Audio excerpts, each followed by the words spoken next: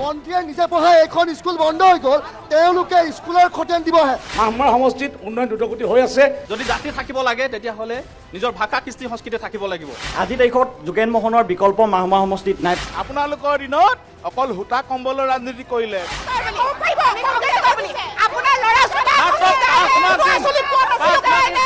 সন্মুখত নিৰ্বাচন আছে আৰু সমষ্টি আমি উপস্থিত হৈছিলোঁ। আজি আমি মামৰা সমষ্টিত উপস্থিত আছোঁ। মামৰা সমষ্টি ৰাজ্য চৰকাৰৰ এগৰাকী মন্ত্ৰীয়ে প্ৰতিনিধিত্ব কৰি আছিল। মন্ত্ৰী যোগেন মোহন এই সমষ্টিটোক প্ৰতিনিধিত্ব কৰিছে। বিধায়ক হিচাপে 5টা বছৰ উকলি গৈছে আৰু এতিয়া যোগেন মোহনৰ কাৰ্যকালৰ হিচাপ নিকাচ কৰাৰ সময়। 26ৰ যি নিৰ্বাচন, সেই 26ৰ নিৰ্বাচন মামৰা সমষ্টিত কিয় গুৰুত্বপূৰ্ণ, কিমান গুৰুত্বপূৰ্ণ সেই সম্পৰ্কে আমি কথা পাতিম। আৰু সমান্তৰালভাৱে এই সমষ্টিটোত বিগত সময়ছোৱাত কাম কাজ কি হ'ল, এইবাৰ নিৰ্বাচনৰ ইছ্যু কি, সেই সম্পৰ্কে আমি ৰাইজক জনাবলৈ চেষ্টা কৰিম। আজি এই অনুষ্ঠানত তৃণমূল পৰ্যায়ৰ নেতা কৰ্মীসকলৰ উৎসাহও আমি দেখিবলৈ চেষ্টা কৰিম। তেখেতসকলে কি ধৰণে কাম কৰিছে নিজৰ নিজৰ প্ৰাৰ্থীক বিজয়ী কৰোৱাৰ বাবে, কিমান চিৰিয়াছলি কাম কৰিছে। আৰু সমান্তৰালভাৱে দল সংগঠন আছে, অৰাজনৈতিক সংগঠনৰ প্ৰতিনিধি, ভোটাৰ ৰাইজ আছে। আমি সকলোৰে মনৰ কথা জানিবলৈ চেষ্টা কৰিম যিমান দূৰ সম্ভৱ হয়। আৰু এই অনুষ্ঠানত উপস্থিত থকা আটাইকে ৰাজনৈতিক অৰাজনৈতিক আটাইকে দল সংগঠনৰ প্ৰতিনিধিক আমি স্বাগতম জনাইছোঁ।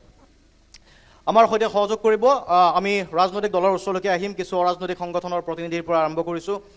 পৰিচয়টো চমুকৈ দি যাওক। মই টাইপা চৰাইদেউ জিলা সভাপতি ভৱানন্দ বৰগোহাঁই। পোনপ্ৰথমে অসম লাইভক চৰাইদেউ জিলা ঐতিহাসিক মাহমৰা সমষ্টিলৈ স্বাগতম জনাইছোঁ। পোনপ্ৰথমে মই ক'ব বিচাৰিছোঁ এটা কথা, যিহেতু আপোনালোকে জানে প্ৰত্যেকখন চৰকাৰ আহে যায়, আমাৰ বিশেষকৈ আহোম জনগোষ্ঠীটো এটা লালিপপ দি যায়গৈ। পোনপ্ৰথমে আমি জনজাতিকৰণ আজিলৈকে প্ৰত্যেকখন চৰকাৰ আহিছে গৈছে, কিন্তু জনজাতিকৰণ হোৱা নাই আজিলৈকে।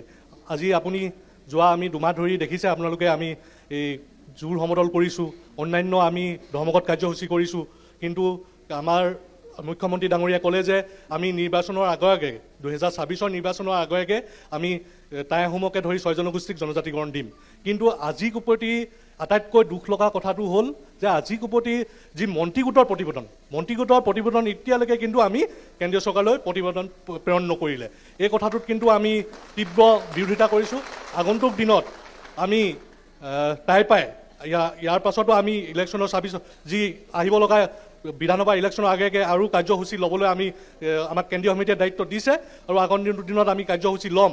আৰু জনজাতিকৰণটো নিৰ্বাচনত মামৰা সমষ্টিটো ইছ্যু হ'ব পাৰে নেকি? নিশ্চয় ইছ্যু হ'ব পাৰে, কাৰণ আপুনি বিশেষকৈ জানেই যে আমাৰ গোটেই মাহমৰা সমষ্টি আহোম জনগোষ্ঠীৰে এটা সমষ্টি। আমি 60% আহোম জনগোষ্ঠী থকা এটা সমষ্টিত কিন্তু এইবাৰ 6 আহোম জনগোষ্ঠীয়ে নিৰ্ণায়ক ভূমিকা পালন কৰে। আৰু এই নিৰ্ণায়ক ভূমিকা পালন কৰা অৱস্থাত আহোম জনগোষ্ঠীক যেনেকৈ আমি পিছ পৰি ৰৈছে, এই কথাখিনি কিন্তু আহোম জনগোষ্ঠীৰ ৰাইজে বুজি পাইছে। আৰু এইখিনিতে মই এটা কথা ক'ব বিচাৰোঁ যে মই কোৱা নাই যে সমষ্টিটো উন্নয়ন হোৱা নাই, উন্নয়ন হৈছে, কিন্তু উন্নয়নৰ লগতে আহোম জনগোষ্ঠীটোক কেনেকৈ আমি আগবঢ়াই লৈ যাম। আৰু বিশেষকৈ আপোনালোকে চাব যে আমাৰ আহোমৰ MLA যিজন বিধায়ক আছে, বিধায়কৰ ভিতৰত আমাৰ যিজন বিধায়ক তেওঁৱে মন্ত্ৰী হিচাপে দায়িত্বত আছে, তেওঁক আমি আৰু আগন্তুক দিনত তেওঁৰ যাতে এই সমষ্টিটোৰ আহোম জনগোষ্ঠীৰ অভিভাৱকত্ব লৈ যাতে আমাৰ যিটো ইছ্যু জনজাতিকৰণ, এই যিটো জনজাতিকৰণৰ প্ৰতি তেওঁ যাতে সদনে মাত মাতিব পাৰে বা তেওঁ আগবঢ়াই এই প্ৰতিবেদনখন যাতে অতি শীঘ্ৰে দিল্লীলৈ পঠিয়াব পাৰে, তাৰ কাৰণে মই আগভাগ ল'বলৈ অনুৰোধ জনালোঁ। মানে আপুনি ধৰি লৈছে নেকি যে তেখেতেই বিজয়ী হ'ব, যোগেন মোহন বিজয়ী হ'ব বুলি? তেনেকুৱা কোনো কথা নাই। ৰাজনীতিত কোনোবা কেতিয়াবা জয়ী হ'ব, কোনোবা হাৰিব, এনেকুৱা কোনো কথা নাই। কিন্তু আমি যিহেতু আপোনালোকে চাব আমি আহোম জনগোষ্ঠীটো বহুত পিছ পৰি ৰৈছোঁ, এইকাৰণে আমি যিকোনো মূল্য বিনিময়ত এইবাৰ আমাক জনজাতিকৰণ দিব লাগিব। আৰু জনজাতিকৰণ নিদিলে ইয়াৰ পৰিণাম কিন্তু আমাৰ আহিব লগা ইলেকশ্যনত পাব। আপুনি আহোম জনগোষ্ঠীৰ কথা কৈছে, মই চমুকৈ আৰু এটা কথা সুধিব বিচাৰিছোঁ। গৌৰৱ গগৈ আহোম জনগোষ্ঠীৰ মুখ্যমন্ত্ৰীৰ ফেচ, আপোনালোকে বিচাৰে নেকি যে এগৰাকী আহোম মুখ্যমন্ত্ৰী হওক আৰু আহোমৰ সমস্যা তেতিয়াই সমাধান কৰিব? তেনেকুৱা ধৰণৰ এটা আহোম জনগোষ্ঠীৰ লোকসকলে চিন্তা কৰিছে নেকি? তেনেকুৱা কোনো কথা নাই। আমি যোগ্য এজনে মুখ্যমন্ত্ৰী হোৱাটো বিচাৰোঁ। কোনোবা এজন যোগ্য মানুহ সেই অসমৰ মুখ্যমন্ত্ৰীৰ নিচিনা এখন চকীত আমি যোগ্য মানুহ এজন হোৱাটো বিচাৰোঁ। আৰু যিজনে কাম কৰিব, যিজনে ৰাইজৰ হকে মাত মাতিব, তেওঁৱে মুখ্যমন্ত্ৰী চকীত বহিব পাৰিব। পৰিষদৰ সৈতে মিত্ৰতা হয় কংগ্ৰেছৰ, প্ৰাৰ্থী যিয়ে নহওক, হয়তো আপোনালোকৰো প্ৰাৰ্থী হ'ব পাৰে, কংগ্ৰেছৰো প্ৰাৰ্থী হ'ব পাৰে। বিৰোধী কিমান দূৰ শক্তিশালী এই সমষ্টিটোত? যোগেন মোহন এগৰাকী বিধায়কে নহয়, মন্ত্ৰিত্বৰ আসনতো আছিল, গতিকে মন্ত্ৰী হিচাপে কাৰ্যনিৰ্বাহ কৰিছে সমষ্টিটোত। হয়, নমস্কাৰ। প্ৰথমে আমি অসম লাইভ 24 বিশেষভাৱে শান্তনু মহন্ত ডাঙৰীয়াক আমি মামৰা সমষ্টিলৈ অহাৰ বাবে ধন্যবাদ জ্ঞাপন কৰিছোঁ। আচলতে মামৰা সমষ্টিটো আমি একেবাৰে পিছপৰা এটা সমষ্টি হিচাপে বৰ্তমান আপুনি কেমেৰাত দেখিছে, আপুনি গোটেই মামৰা সমষ্টি ঘূৰিছে, গম পাইছে। মামৰা সমষ্টিৰ উন্নয়ন নামত একো হোৱা নাই। বিশেষভাৱে ক'বলৈ গ'লে আজি যোৱা 10 বছৰে মামৰা সমষ্টিত যোগেন মোহন ডাঙৰীয়া কেবিনেট মন্ত্ৰী হিচাপে আছে। কেবিনেট মন্ত্ৰী হিচাপে থকাৰ পিছতো মামৰা সমষ্টিত বিশেষভাৱে আমাক এখন কলেজৰ প্ৰয়োজন হৈছিল, কিন্তু এখন কলেজ দিব নোৱাৰিলে। আপুনি যদি ওচৰতে চাই টিংখাং সমষ্টি টিংখাং কলেজ, খোৱাং সমষ্টি খোৱাং কলেজ, থাওৰা সমষ্টিত অৰ্থাৎ ডিমৌ কলেজ, সোণাৰী সমষ্টি সোণাৰী কলেজ, কিন্তু মামৰা সমষ্টিত আজিলৈকে এখন কলেজ দিব নোৱাৰিলে। তাৰ উপৰিঞ্চি আজি যদি আমি কওঁ মামৰা সমষ্টিত এখন কাৰিকৰী বিদ্যালয় তেওঁ দিবলৈ সক্ষম নহ'ল। গতিকে এনেকৈ একেবাৰে ব্যৰ্থ এজন মন্ত্ৰী হিচাপে আমি তেখেতক পাইছোঁ। তাৰ পৰৱৰ্তী সময়ত আমি ম্যাদী পট্টা যদি কথা কওঁ, ডিঅ' বনাঞ্চল এটা বৃহৎ বনাঞ্চল, সেই বনাঞ্চলৰ আমাৰ 14খন এলটমেণ্ট গাঁও আছে। তাৰ উপৰিও আমাৰ বহুতো খিলঞ্জীয়া মানুহে তাত বসবাস কৰে, কোনো তাত বিদেশী বা বাহিৰাগত মানুহ আমাৰ ডিঅ' বনাঞ্চলত নাই। তাৰপিছতো আজি 75টা বছৰ স্বাধীনতা হ'ব হ'ল। তাৰ মূল কথাটো হ'ল যেন যোগেন মোহন আমাৰ কি বুলি কয়, আমাৰ মন্ত্ৰী যোগেন মোহন ডাঙৰীয়া ৰাজহ মন্ত্ৰী থকাৰ পিছত আজিলৈকে ম্যাদী পট্টা দিয়াৰ ক্ষেত্ৰত তেওঁ সম্পূৰ্ণভাৱে ব্যৰ্থ হৈছে। বাগান অঞ্চলত যিবোৰ চিলিং হক্টৰ মাটি আছে, তাতো তেওঁলোকে আজিলৈকে ম্যাদী পট্টা দিব পৰা নাই। গতিকে সম্পূৰ্ণৰূপে যোগেন মোহন ডাঙৰীয়া এই ক্ষেত্ৰত ব্যৰ্থ হৈছে। আপুনি ৰাস্তা ঘাটৰ কথা চায়, ৰাস্তা ঘাটৰ যদি কথা চায়, মাত্ৰ এটা ৰাস্তাই আপুনি চাব, তেওঁলোকে অকল ফেচবুক বা ছ'চিয়েল মিডিয়াত তেওঁলোকে আপলোড কৰে, মাত্ৰ এটা ৰাস্তাই তেওঁলোকে বনাবলৈ অসম মালাৰ অধীনত তেওঁলোকে সক্ষম হৈছে। কিন্তু বাকী ৰাস্তা পদূলি আপুনি নাৰিকল ভাঙোতে তেওঁ হাত বিষালে, কিন্তু আজি 10 বছৰে ৰাস্তা পদূলি তেখেতে উন্নয়ন কৰিব নোৱাৰিলে। ঠিক আছে, ধন্যবাদ। গুৰুতৰ অভিযোগ উঠিছে, দুটা কাৰ্যকালৰ মন্ত্ৰী মাত্ৰ এটা ৰাস্তা বনাইছে, বিজেপিয়ে কি ক'ব বিচাৰিব? এইটো সম্পূৰ্ণ মিছা কথা।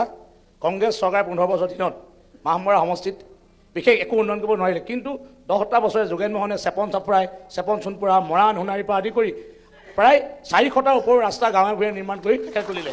তাৰ উপৰিও কলেজ বুলি ক'লে মৰাণ কলেজ আছে, মৰাণ গাৰ্লছ কলেজ আছে, পাটচাকু কলেজ আছে, মাহমৰা কলেজ আছে, আৰু যে কলেজ লাগিব মই বিশেষ ভবা নাই। উন্নয়ন এটা ৰাস্তাৰ কথা কৈছে, তেখেতলোকে দেখি আছে অসম মালা যোগেদি এই ৰাস্তাটো বনিছে। তাৰ উপৰিও এতিয়া নতুনকৈ অসম মালা যোগেদি এতিয়া আমাৰ ভজুৰ পৰা মৰাণ পথ এতিয়া নিৰ্মাণ হ'বলৈ গৈ আছে, কাম চলি আছে। গতিকে মাহমৰা সমষ্টিত উন্নয়ন দ্ৰুতগতি হৈ আছে। মই এইটো জানো যে আমি যোৱা আগৰ 15 বছৰ চাব, আপুনি এটা ৰাস্তা উন্নয়ন নাছিলে। আমাৰ যিটো মাহমৰা সমষ্টিৰ মেৰুদণ্ড স্বৰূপ যিটো মাহমৰাৰ পৰা মৰাণৰ পৰা যিটো সোণাৰী যোৱা পথ, সেই পথটোৱে একেবাৰে জৰাজীৰ্ণ অৱস্থা আছিলে। কিন্তু যোগেন মোহন ডাঙৰীয়া অহাৰ পিছত প্ৰায়বিলাক ৰাস্তা, প্ৰায় 400টাৰ ওপৰৰ ৰাস্তা আমি সৰু বৰ ডাঙৰ ৰাস্তা বনাইছোঁ। তাৰ উপৰিও যিবোৰ স্কিম দিব লাগে, সকলো স্কিম আমি পৰ্যায়ক্ৰমে দিবলৈ সক্ষম হৈছোঁ। ঠিক আছে, ধন্যবাদ। কংগ্ৰেছৰ প্ৰতিনিধিৰ ওচৰলৈকে আহিব বিচাৰিছোঁ, আহিম আপোনালোকৰ ওচৰলৈকে। বিগত সময়ছোৱাত তেখেতসকলে কৈছে যে কংগ্ৰেছৰ কাৰ্যকাল বনাম বিজেপিৰ কাৰ্যকাল, এই দুটা কাৰ্যকালৰ মাজত মানুহে চাব যে পাৰ্থক্য কি আছিল আৰু কাৰ কাৰ্যকালৰ সময়ত কোন মন্ত্ৰী হৈ থকাৰ সময়ত কিমান কাম সমষ্টিটোত হৈছে। যদি বিজেপি দাবী কৰা ধৰণে সকলো কাম হৈছে বা যিমানখিনি উন্নয়ন পূৰ্বত হোৱা নাছিল এতিয়া হৈছে, তেতিয়াহ'লে কংগ্ৰেছ হয়তো পিছপৰি ৰ'ব পাৰে এইবাৰ বিধানসভা নিৰ্বাচনৰ যুঁজত। কি ভাবে আপুনি? সৰ্বপ্ৰথমে মই অসম লাইভ 24ক ধন্যবাদ জ্ঞাপন কৰিছোঁ। মাহমৰাৰ দৰে এটা পিছপৰা সমষ্টিত আহি আপোনালোকে নিৰ্বাচনৰ প্ৰাক্ষণত সমষ্টি উন্নয়নৰ কথা বুজ ল'বলৈ আহিছে। মই সৰ্বপ্ৰথমে যিজন বক্তাক আপুনি সংগঠনৰ দায়িত্বত থকা ব্যক্তিৰ কথাখিনি ক'লে, তাই আহোমৰ কথা, মই তাক লৈ গইনালৈ এটা ক'ব বিচাৰিম। যেতিয়া তৰুণ গগৈ চৰকাৰ আছিল তেতিয়া 200 শিক্ষক নিযুক্তি দিছিল। তেখেত যিহেতু বৰ্তমান যিজন আমাৰ মন্ত্ৰী, তেখেত যিহেতু আহোমক প্ৰতিনিধিত্ব কৰিছে, সেই 200 চৰকাৰী চাকৰিয়াল আহোমৰ প্ৰায় শিক্ষক আছিল। তেখেতলোকে বৰ্তমান কি পঢ়াইছে আপোনালোকে বা স্কুলৰ সোধক, সকলো স্কুলত সোধক তেখেতলোকে কি পঢ়াইছে। সংগঠনটোৰ জাতিটোৰ কথা তেওঁ কি ভাবিছে? প্ৰথম যদি জাতি থাকিব লাগে তেতিয়াহ'লে নিজৰ ভাষা কৃষ্টি সংস্কৃতি থাকিব লাগিব। তেওঁ সৰ্বপ্ৰথমে সেইটোত ফেলাৰ 1 নম্বৰতে। 2 নম্বৰতে উন্নয়নৰ দিশত যদি আমি চাওঁ, উন্নয়ন ৰাস্তা পদূলি কেইটামান উন্নয়ন হ'লে আমি উন্নয়ন বুলি নকওঁ। এই সামগ্ৰিকভাৱে গোটেই অসমত বা ভাৰতবৰ্ষত যদি চাই আপোনালোকে, তেতিয়াহ'লে আজি বিজেপি চৰকাৰখনে বিক্ৰী কৰা সম্পদসমূহ কোনে গঢ়ি থৈ গ'ল, তেওঁলোকে যদি উত্তৰ দিব পাৰে আমি ধন্য মানিম তেওঁলোকক। কোনে গঢ়া সম্পদসমূহ তেখেতলোকে বিক্ৰী কৰিলে, আমাক উত্তৰ লাগিব তেওঁলোকৰ পৰা। আৰু যদি কংগ্ৰেছ চৰকাৰ দিনত উন্নয়ন হোৱা নাছিল, তেতিয়াহ'লে সেইবিলাক কি গড গিফটেড আছিল নেকি? সেইবিলাকতো গড গিফটেড নাছিল। সেইবিলাক ভাৰতীয় জাতীয় কংগ্ৰেছৰ যেতিয়া চৰকাৰ আছিল তেখেতলোকে নিৰ্মাণ কৰা আয়ৰ উৎসৰ এটা কিছু অংশ আছিল। গতিকে সেইবিলাক বিক্ৰী কৰি আজি হাজাৰ কোটি টকা, লাখ কোটি টকা ধাৰত পোত গৈ 1250 টকা আঁচনি দিয়া উন্নয়ন আমাক নালাগে। আমাক উন্নয়ন লাগে নতুন প্ৰজন্মক সংস্থাপন দিয়া, আমাক উন্নয়ন লাগে স্বাস্থ্য খণ্ড, আমাক লাগে শিক্ষা খণ্ড।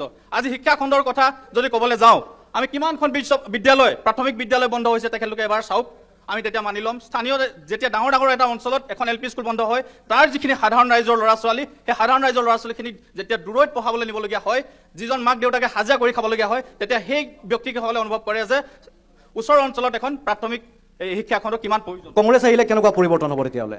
কংগ্ৰেছ আহিলে কংগ্ৰেছে আগতে বনাই থৈ গৈছিলে, আগতে গঠন কৰি থৈ গৈছিল, গোটেই ষ্ট্ৰাকচাৰটো গঢ়ি থৈ গৈছিল। তেওঁলোকে মাত্ৰ প্ৰলেপ দিছে, মাত্ৰ ৰং পেইণ্ট কৰিছে, তাৰ বাহিৰে তেখেতলোকৰ উন্নয়ন একো দেখা নাই। ঠিক আছে, বিজেপিৰ উন্নয়ন হৈছে, কংগ্ৰেছে যিখিনি বনাই থৈ গৈছে তাৰ ওপৰত ৰং তুলিকা সনা হৈছে। কওক। কি ক'ব? ধন্যবাদ। সৰ্বপ্ৰথমে অসমবাসী ৰাইজক আমি অসম লাইভ 24 যোগেদি ভাৰতীয় জনতা যুৱ মৰ্চা চৰাইদেউ জিলাৰ তৰফৰ পৰা আন্তৰিক অভিনন্দন জ্ঞাপন কৰিছোঁ। বিৰোধী পক্ষই কৈছে যে শিক্ষক নিযুক্তি, টাই ভাষাৰ শিক্ষক নিযুক্তি দিছিল, সেই নিযুক্তি এতিয়া কি কৰিছে? যিজন বিৰোধী পক্ষৰ প্ৰতিনিধি, তেওঁৰ ঘৰতে তেওঁ এজন শিক্ষক আছে, যিহেতু সেই নিযুক্তি প্ৰক্ৰিয়া নিকা নাছিল, নিকা নথকাৰ কাৰণে এটাও টাই আখৰ নজনাকৈ তেওঁ নিযুক্তি লাভ কৰিবলৈ সক্ষম হৈছিল। এই সংশোধনটো প্ৰথমে আমি নিজৰ ঘৰখনৰ পৰা, নিজৰ পৰিয়ালটোৰ পৰা, তাৰ পৰা গাঁওখনলৈ, তাৰ পৰা সমাজখনলৈ, তাৰ পৰা সমষ্টিলৈ, তাৰ পৰা ৰাজ্যবাসীলৈ, আই অসমী মা ভাৰতী আমি সন্তান, প্ৰথমে কিন্তু আমি নিজৰ পৰিয়ালটোক, নিজৰ সমাজখনক গঢ় দিব লাগিব। আৰু কৈছে যে ৰাস্তা পদূলিৰ কথা, যিহেতু আমি বিংশ শতিকাৰ যুৱ প্ৰজন্ম, বিংশ শতিকাৰ যুৱ প্ৰজন্মত মাহমৰা সমষ্টিৰ খুদ মোৰ গাঁওখনত যদি আপুনি কেতিয়াবা যায়, তেতিয়া মই আপোনালোকক দেখাব পাৰিম যে মাহমৰা সমষ্টিত হাকু ব্যৱস্থা আছিল কংগ্ৰেছ চৰকাৰৰ দিনত। এতিয়া হাকুটো অভিধানিক শব্দ হ'ল, এতিয়া হাকু সলনি দলং হ'ল, পকী ৰাস্তা হ'ল। তেওঁ যদি নিজে এবাৰ অনুধাৱন কৰি চায়, অকল আমাক যদি কয় পিঠাগুটিটো পাত হাকুৰ যিটো ৰাস্তাৰ কথা কয়, তেওঁলোকে যদি পাত হাকুৰ পৰা চায়, চুক বোৱা চুকটো আখৈয়া, আৰু তেওঁ যিজন প্ৰতিনিধি যে তেওঁৰ সন্মুখে যোৱা যিটো ৰাস্তা পথ, বেলতলটো আমাৰ নিষ্কালৈ কুকুৰাটো দবা, ইমান সংযোগী পথ হৈছে আপুনি গন্তি কৰিব নোৱাৰে। এতিয়া আপোনালোকে হওক বা তেওঁলোকে যিটো পথে আহি আজি এই স্থানৰ হৈছে, সেই ৰাস্তাটো আমাৰ ভাৰতীয় জনতা পাৰ্টি চৰকাৰখনত যোগেন মোহন ডাঙৰীয়াৰ নেতৃত্বত হৈছে। ধন্যবাদ। ঠিক আছে, অন্য প্ৰতিনিধিৰ ওচৰলৈ যাম, কিন্তু এটা কথা দি থৈ গ'ল, আপোনাৰ পৰিয়ালৰ কথা। নিযুক্তিটো নিকা নিযুক্তি নাছিল নেকি? সেই কথাটো ৰাইজে জানিব বিচাৰিব। ঘৰতে আপোনাৰ শিক্ষক আছে যিয়ে টাই ভাষা লিখিব নাজানে, গতিকে এই নিযুক্তি দুৰ্নীতি হৈছিলে নেকি? টাই ভাষাৰ যিসকলক নিযুক্তি দিছিল, সেয়া যদি নিকা নাছিল, তেতিয়াহ'লে তেখেতলোকে প্ৰমাণ দিবলৈ মই তেখেতলোকক অনুৰোধ জনাইছোঁ। 2 নম্বৰতে যিসকল নিযুক্তি আছিল, তেওঁলোকে প্ৰমাণ দিব লাগিব নিযুক্তি প্ৰকৃততে সঠিক পথেৰে নিযুক্তি হৈছিল নাই। 2 নম্বৰ কথা, প্ৰথম যেতিয়া নিযুক্তি হৈছিল, প্ৰথম কেইবছৰ যেতিয়া টাই লেংগুৱেজৰ কিতাপ আছিল, কিন্তু আজিৰ ডেটত টাই লেংগুৱেজৰ কোনো কিতাপ নাই স্কুলত। সেইটো মই চেলেঞ্জ দি ক'ব পাৰিম। ঠিক আছে, কওক। বাইদেউ ক'ব বিচাৰিছে চাগে, মহিলা এগৰাকীয়ে ক'ব বিচাৰিছে, ক'বনে বাইদেউ? উত্তৰটো দি লওক, বিজেপিয়ে কৈ ল'ব, তাৰপিছত ক'ব বাইদেউ। মই আজি কংগ্ৰেছ চৰকাৰ বন্ধুসকল, যিসকল দলীয় সতীৰ্থ আছে, তেখেতলোকক এটা কথা ক'ব বিচাৰোঁ। যিসকল আজি তেওঁলোকৰ চৰকাৰ দিনত, যিসকল আমাৰ জ্ঞান প্ৰজ্বলক, যিসকল শিক্ষাগুৰু, সেই শিক্ষাগুৰুলে নিজৰ গাঁওখনৰ গেলামাল দোকানত যেতিয়া গালি খাবলগীয়া আছিলে, ধাৰ দিব নোৱাৰি যেতিয়া ঘটা খাবলগীয়া হৈছিলে, তেতিয়া এই চৰকাৰখনে কি কৰি আছিলে? আজিতো তেনেকুৱা ধৰণৰ শিক্ষকসকলে কোনো ধৰণৰ এনেকুৱা কাম কৰিবলগীয়া হোৱা নাই। যিসকল OBB শিক্ষক শিৱসাগৰ জিলাত 1530জন শিক্ষক আছিলে, সেই শিক্ষকসকলৰ মুখত হাঁহি মাৰিবলৈ এইখন চৰকাৰ দিনতে যোগেন মোহন ডাঙৰীয়াৰ তত্বাৱধানত হিমন্ত বিশ্ব শৰ্মাৰ নেতৃত্বত এয়া সফল হৈ উঠিছে। এই কথাটো মনত ৰখাটো ভাল। তেখেতসকলক মই এটা কথা ক'ব বিচাৰিম। তেখেতসকলৰ আমাৰ যিজন মন্ত্ৰীজনৰ নিজৰ পঞ্চায়তত 8খন স্কুল বন্ধ হ'ল আৰু 5খন মদৰ দোকান খুলিলে। তাৰ প্ৰত্যুত্তৰ দিয়ক প্ৰথমতে তেওঁলোকে, মই মানি ল'ম তেতিয়া। 8খন স্কুল বন্ধ হ'ল। মন্ত্ৰীয়ে নিজে পঢ়া স্কুলখন বন্ধ হৈ গ'ল, তেওঁলোকে স্কুলৰ খতিয়ান দিবলৈ আহে। এইখন মন্ত্ৰীয়ে নিজে পঢ়া স্কুল, মন্ত্ৰীয়ে নিজে পঢ়া এইখন স্কুল বন্ধ হৈ গ'ল, তেওঁলোকে স্কুলৰ খতিয়ান দিব আহে। নৱপ্ৰজন্মক ধ্বংস কৰাৰ বাবে তেওঁলোকে এক চক্ৰ সাজিছে। তেওঁলোকে 8খন মন্ত্ৰীৰ নিজৰ পঞ্চায়তৰ 8খন প্ৰাথমিক বিদ্যালয় বন্ধ হ'ল, 5খন নতুন মদৰ দোকান খোল খালে, তাৰে ভিতৰত এইখন তেওঁ নিজে পঢ়া বিদ্যালয়। তাৰপিছত তেওঁলোকে কয় উন্নয়নৰ কথা। আচলতে তেওঁলোকে নতুন নৱপ্ৰজন্মক অনাগত দিনত পংগুত্বৰ, শাৰীৰিক নহয় মানসিকভাৱে যে পংগুত্বৰ জীৱন গতাই দিব খুজিছে, ইয়াৰ পৰা এইটো নিশ্চিত হৈ পৰিছে। আৰু আপোনালোকে চাওক, প্ৰাথমিক স্বাস্থ্য কেন্দ্ৰসমূহ চাওক, তাত ডক্টৰ নাই, ক'ৰবাত দৰৱ নাই। আচলতে ডক্টৰ আৰু দৰৱ নথকা প্ৰাথমিক স্বাস্থ্য কেন্দ্ৰসমূহলৈ তেওঁলোকে স্বাস্থ্য বিভাগৰ লগত কিমান যে হেতালি খেলিছে, মানুহৰ জীৱনক লৈ কিমান হেতালি খেলিছে, তেওঁলোকে সেয়া মৰ্মে উপলব্ধি কৰাটো প্ৰয়োজন। ঠিক আছে, ক'ব উত্তৰ দি লওক, তাৰপিছত ক'ব। কৈ লওক উত্তৰটো দিয়ক। মই সন্মানীয় প্ৰতিনিধিজনক ধন্যবাদ জনাইছোঁ। তেখেতে যিটো কথা ক'লে যে চৰকাৰী বিদ্যালয় বন্ধ হৈ গৈছে, তেওঁলোকে পাহৰি গৈছে কংগ্ৰেছৰ দিনত শিক্ষকৰ যি বেপাৰ চলালে, সেই শিক্ষকৰ প্ৰতি ৰাইজৰ, আমাৰ অভিভাৱকসকলৰ বৰ্তমান বিশ্বাস নথকাৰ কাৰণে চৰকাৰী বিদ্যালয় বন্ধ হৈছে, প্ৰথম কথা। দ্বিতীয় কথা, আজি এই চৰকাৰখনে আদৰ্শ বিদ্যালয় প্ৰতিষ্ঠা কৰিছে প্ৰতিখন বাগানে বাগানে। আৰু যোৱাটো 10টা বছৰে কি কৰিলে? বিদ্যালয় যোৱাটো 10টা বছৰে কি কৰিলে? আমি যোৱাটো 10টা বছৰে কি কৰিলে? যোৱাটো 10টা বছৰে ঘোঁৰাটা কাটিলে যোৱাটো 10টা বছৰে কংগ্ৰেছৰ দিনত দুৰ্নীতি হৈছে হত্যাৰ পৰা আদি কৰি যিমান কেলেংকাৰী হ'ব লাগে কংগ্ৰেছৰ দালালি চৰিত্ৰ এতিয়াও যোৱা নাই। কাটিলে আজিলৈকে অসমত এখন নতুন বিশ্ববিদ্যালয় গঢ় দিব নোৱাৰিলে সম্পূৰ্ণ দালালি চৰকাৰ আছিলে সেইকাৰণে কংগ্ৰেছ আজি ভাগি চৰকাৰ হৈ গৈছে। কংগ্ৰেছৰ নেতা কৰ্মী বিজেপি যোগদান কৰিছে। কংগ্ৰেছৰ দিনত অকল হত্যা হৈছিলে। ডাঙলি ৰিজাৰ্ভত ইলেকশ্যন কৰিছিলে। কংগ্ৰেছৰ দিনত ডাঙলি ৰিজাৰ্ভ ইলেকশ্যন কৰাইছিলে। 2008খন বিদ্যালয় বন্ধ হোৱা চৰকাৰখনে 2008খন বন্ধ হোৱা চৰকাৰখনে বিদ্যালয় বন্ধ কৰা চৰকাৰখনে নতুন শিক্ষাৰ খতিয়ান দি লাভ নাই। 2008খন বিদ্যালয় বন্ধ কৰিলে যোৱাটো 5টা বছৰত। আজি যিবিলাক স্কুল বন্ধ হৈছে বুলি আপোনালোকে কৈছে, ইয়াতে আমাৰ গাৰ্জেনৰ ভুল আছে। কিয় জানেনে? এই চৰকাৰী স্কুলবিলাকত ল'ৰাবিলাকক নিদি যদি প্ৰাইভেট স্কুলত চবেই আমি নিজৰ ল'ৰা ছোৱালীক প্ৰাইভেট স্কুলত দিছোঁ, সেইটো আপোনালোকে চৰকাৰক দুখী লাভ নাই। সেইকাৰণে অনুষ্ঠান কিছুমান বন্ধ হৈছে। আপোনালোকে তেনেকৈ নক'ব কথাবিলাক। যি ৰাইজে ভোট দিছে তেওঁলোকক আপুনি ভুল প্ৰমাণিত কৰিছে। তেওঁলোক বিবেক শিকলত ভুগিছে নেকি? যি চৰকাৰে কথাবিলাক যুক্তিসংগতভাৱে হওক। অসমৰ ৰাইজে চাই আছে, কথাবিলাক আমি যুক্তিসংগতভাৱে পাতো। অসমৰ প্ৰতিখন জিলাত ইউনিভাৰ্চিটি প্ৰতিষ্ঠা কৰিছে, আপোনালোকে পাহৰি নাযাব। আপোনালোকে প্ৰতিখন বাগানত আদৰ্শ বিদ্যালয় প্ৰতিষ্ঠা কৰিছে, আপোনালোকে পাহৰি নাযাব। স্বচ্ছ আৰু লিখা ভিত্তিত শিক্ষক দিছে, আপোনালোকে পাহৰি নাযাব। আপোনালোকে কংগ্ৰেছ চৰকাৰৰ দিনত বাছত নিজৰ বেগত শিক্ষকৰ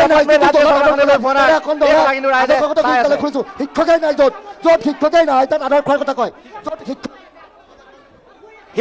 শিক্ষা ব্যৱস্থাৰ কথা যদি আমি ক'বলৈ যাওঁ, আজি দেশখন মন কৰক, কংগ্ৰেছ চৰকাৰৰ দিনত ইটা আৰু বালিৰে তৈয়াৰ কৰা অংগনবাদীত ল'ৰা ছোৱালী পঢ়িছিলে। আজি ভাৰতীয় জনতা পাৰ্টী চৰকাৰৰ দিনত এটা মডেল অংগনবাদী আৰু খেলাৰ ধূলা বস্তুৱে আজি পাবলৈ সক্ষম হৈছে। আজি PMC স্কুলৰ প্ৰত্যেকখন হাইস্কুল PMC স্কুলৰ নামাকৰণ কৰি আজি আটক ধুনীয়া বিল্ডিং আজি প্ৰতিষ্ঠা কৰিবলৈ সক্ষম হৈছে। এই চৰকাৰৰ দিনত চৰকাৰী স্কুলত যাতে ছাত্ৰ ছাত্ৰী ভালদৰে পঢ়িব পাৰে তাৰ বাবে ব্যৱস্থা কৰিছে। এই কথাখিনি মনত ৰখাটো ভাল। ঠিক আছে, আৰু এজন শ্ৰমিক প্ৰতিনিধি বুলি কৈছে, নিজকে চিনাকি কৰাই দিছে। আমি দিব বিচাৰিছে। মই এইখিনিতে এটা কথা কওঁ, যিসকলে কৈছে যে এই শিক্ষকসকলে তেওঁলোকৰ চৰকাৰৰ দিনত শিক্ষকে বেতন নোপোৱাকৈ ছাত্ৰক শিক্ষাদান দিব লগা হৈছিল। বেতন নোপোৱাকৈ, দৰমহা নোপোৱাকৈ। যেই অবিভক্ত শিৱসাগৰ জিলাত সেই সময়ত প্ৰায় 1400 শিক্ষকে বেতন নোপোৱাকৈ শিক্ষাদান দিব লৈছিল। মই সেইসকল শিক্ষকক মই ধন্যবাদ জ্ঞাপন কৰিছোঁ। ঠিক আছে, আমি আৰু আৰু এটা স্বাস্থ্য খণ্ডত যদি কওঁ, প্ৰত্যেকখন জিলাত আজি তাৰিখত এখন চিকিৎসা মহাবিদ্যালয় গঠিত হৈ আছে, নিৰ্মাণ হৈ আছে। আজি দবা তিনিআলিত আমাৰ সমষ্টি এখন উন্নত মানদণ্ডৰ চিকিৎসালয় নিৰ্মাণ হৈ আছে। আপোনালোকৰ দিনত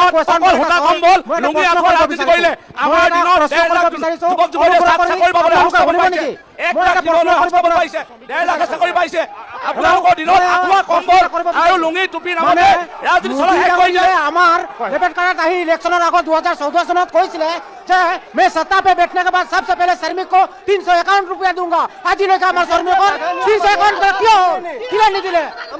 মোৰ কথা নুশুনিলা, মোৰ কথা নুশুনা। বাগানৰ কথা কৈছে, বাগানৰ শ্ৰমিক বিজেপিৰ পৰা বাগানৰ কোনোবাই ক'ব নেকি? বাগানৰ প্ৰতিনিধিসকল যথেষ্ট অসন্তুষ্ট আছে। এইফালে বাগানৰ প্ৰতিনিধি কোন আছে কওক? ৰ'বা পোনপটীয়াকৈ অভিযোগ আৰু উত্তৰ শুনিম আমি। এক সেকেন্ড। আমাৰ পুৰা উন্নয়ন হৈছে, হস্পিটাল দিছে, আপোনাৰ ৰাস্তা দিছে, মাটি পট্টা ঘৰৰ বিতৰণ কৰি আছে। আপোনাৰ ডিপ্লিং বাগানখন অপৰিচিত দৰ্দৰ অৱস্থাত পৰি আছিলে। ডিপ্লিং বাগানখন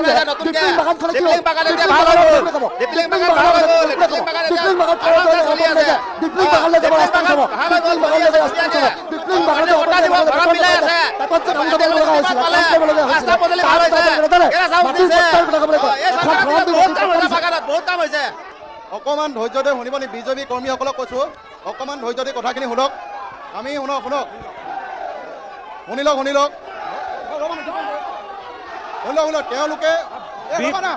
তেওঁলোকে উন্নয়ন হৈছে বুলি কৈছে, ৰাস্তা পদূলিৰ কথা কৈছো। এক মিনিট শুনি লওক, ঠাণ্ডা মনে শুনি লওক বিজেপি কৰ্মীসকল শুনি লওক। মই কৈছো, মোৰ ঘৰ হৰপুৰা পঞ্চায়তৰ, মই ল'ৰা হ'লো। হৰপুৰা পঞ্চায়তত যদি বিজেপি কোনোবা আছে এজন দেখা দিব নেকি বাৰু? হৰপুৰা পঞ্চায়তত যদি কোনোবা আছে বুথৰ মানুহ এজন দেখা দিব নেকি? যদি নাই আছে যদি মাতকচোন। হৰপুৰা পঞ্চায়তৰ মানুহ এজনক মাতক। হৰপুৰা পঞ্চায়তত যাব। হৰপুৰা পঞ্চায়ত কংগ্ৰেছৰ দিনত সৰবুদলৈ যাব নোৱাৰে।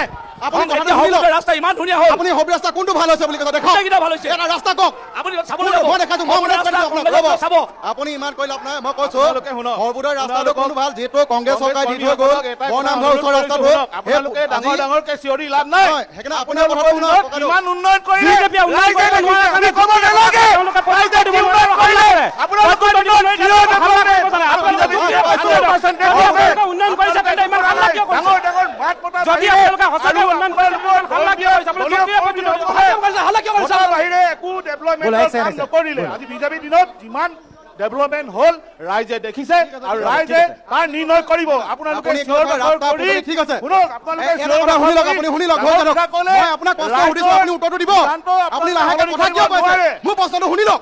এইবাৰ 26 চনৰ ইলেকশ্যন ওলাই পৰিব ঠিক আছে। दूध का দুজন दूध মানুহে पानी का শুনি पानी লওক। हो কথা হৈ যাব जाएगा কেলে? दूध पानी का पानी हो जाएगा এবাৰ এখন এখন কিন্তু হিন্দুজনৰ ৰাস্তা আজিলৈকে কিয় কমপ্লিট হোৱা নাই? গৌৰৱ গগৈ বিজেপি নেতৃত্বত উঠি গ'লে এখন গৌৰৱ ৰাস্তা গগৈ নাপায়। কংগ্ৰেছৰ নেতা কৰ্মী ভাৰতীয় জনতা দলে যোগদান কৰিছে আজি বিজেপি। আজি 10-15খন ঠিক আছে, দল এবাৰ নিৰ্মাণ এবাৰ কৰিছে বৈ লওক, বৈ লওক। আপোনালোকৰ দিনত গড় হত্যা অকল গড় হত্যা কৰিছে গড় হত্যা কৰা বাহিৰে আৰু কংগ্ৰেছ চৰকাৰৰ দিনত একো কাম নাই কোনটো ৰাস্তা হ'ল দেখাওক আপুনি।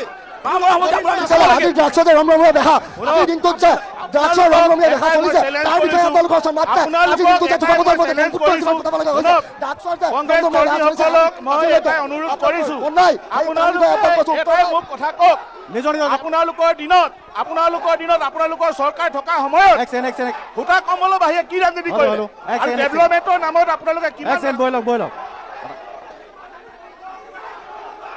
অৰাজনৈতিক সংগঠন আছে আৰু আমি অলপ ৰাজনৈতিক কংগ্ৰেছ বিজেপি অলপ বহি লওক কংগ্ৰেছ বিজেপি বহি লওক কংগ্ৰেছ বিজেপি বহি লওক অলপ বহি লওক আমি সংগঠনৰ অকণমান কথা শুনি লওঁ এক ছেকেণ্ড অলপ বহি লওক বাইদেউ চবৰ লগত কথা পাতিম এক ছেকেণ্ড অলপ বহি লওক যুক্তি সহকাৰে কথা কওক এক ছেকেণ্ড বহি লওক বিজেপিয়ে বওক আমি কথা পাতিম এক ছেকেণ্ড কথাবিলাক শুনি লওক বহি দিয়ক আপোনালোকে নিজৰ পৰিৱেশটো বজাই ৰাখক চিঞৰি ৰঞ্জী কৰিব নিবিচাৰিব সকলোকে বহিবলৈ অনুৰোধ জনাইছোঁ আমি 2026 বৰ্ষৰ পিছত আমি মাহমা সমষ্টিৰ বাকীয়ে কি পাম আৰু কি হেৰুৱালোঁ আমি সেইবোৰ কথালৈ পাতি আপোনালোকে কিয় নিজৰ মাজত কাজিয়া লাগি আছে আমি কি পালোঁ আজি 10 বছৰে আমি কি পালোঁ আগতে আমি কি পাইছিলোঁ সকলোকে বহিবলৈ অনুৰোধ জনাইছোঁ আমি যিহেতু জাতীয় আমি জনগোষ্ঠীয় সংগঠনৰ দায়িত্ব পালন কৰি আহিছোঁ আমাৰ জনগোষ্ঠীক গতি পাইছোঁ আমি কোনো দলক ছাপোৰ্ট কৰিবলৈ অহা নাই আমি কোনো দলক ছাপোৰ্ট কৰিবলৈ অহা নাই গতিকে আমি 10 বছৰৰ শাসনকালত আমি কি পালোঁ আগতে আমি কংগ্ৰেছৰ দিনত কি পালোঁ গতিকে আপোনালোকে সকলোৱে মনে মনে থাকক যিহেতু আমাৰ মাহমা সমষ্টিত আহিব লগা দিনত আমি কি পাম আমাৰ কি প্ৰয়োজন আছে আমি চৰাইদেউ জিলাখনত দুটা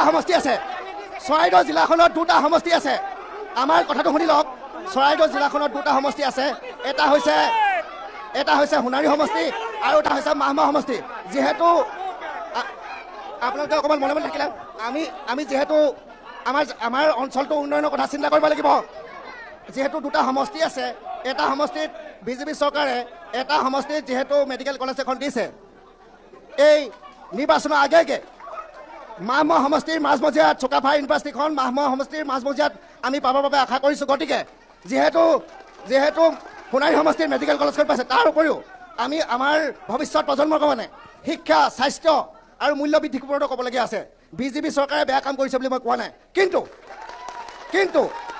6335খন স্কুল বন্ধ কৰিলে সেইটো আমি বেয়া পাইছোঁ চিধা মই বেয়া পতা নাই ৰ'ব আমি বেয়াটো বেয়া বুলি ক'ম ভালটো ভাল বুলি ক'ম গতিকে আমি জনগোষ্ঠীয় সংগঠন বা জাতিটোৰ কাৰণে আমি চিন্তা কৰিছোঁ ৰ'ব আপোনাক আমি আমাৰ নিজৰ পাবলগীয়া আৰু হেৰুৱাবলগীয়াখিনি কৈছোঁ 1 লাখ আমি বিজেপিয়ে বেয়া কাম কৰিছে বুলি কোৱা